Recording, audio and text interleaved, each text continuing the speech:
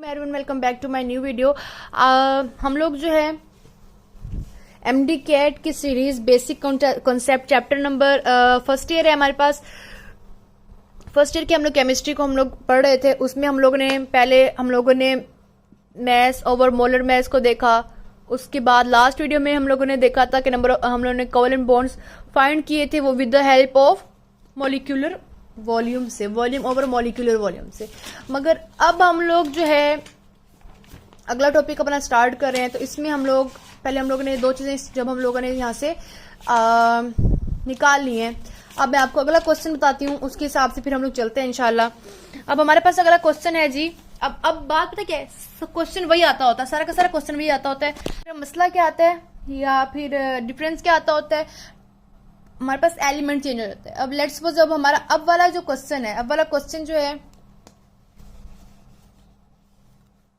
उसमें मेंशन है 45 gram of glucose, ठीक है, contain number of carbon atoms, let's suppose, ठीक है। अब ग्लूकोज है, ग्लूकोज का हम लोग सिंप्लीफाई पहले कर लेते हैं, C6H12O6। कार्बन का होता है 12, ठीक है, और 6 से मल्टीप्लाई करेंगे। ऑक्सीजन का होता है 16, 6 से मल्टीप्लाई करेंगे।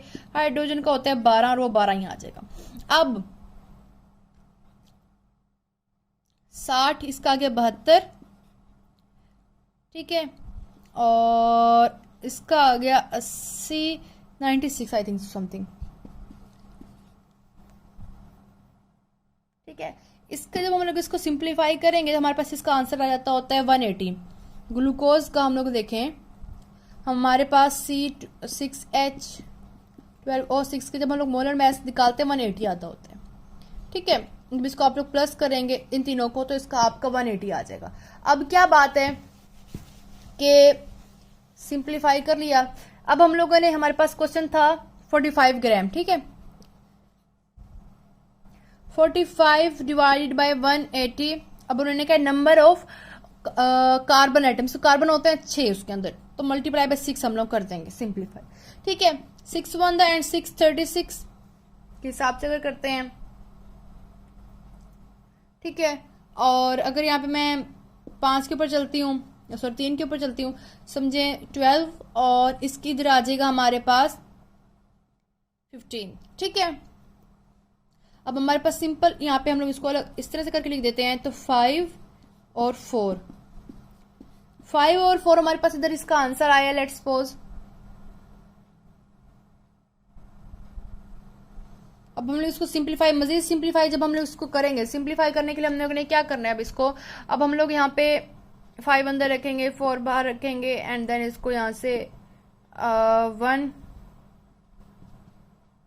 पॉइंट लगा के 0 2 8 आ जाएगा, यहाँ पे 2 बच जाएगा, फिर पॉइंट वैसे भी लगा हुआ है, और 5 1.25 इसका हमारे पास इस तरह से करके इसका आंसर आ जाएगा, ठीक है।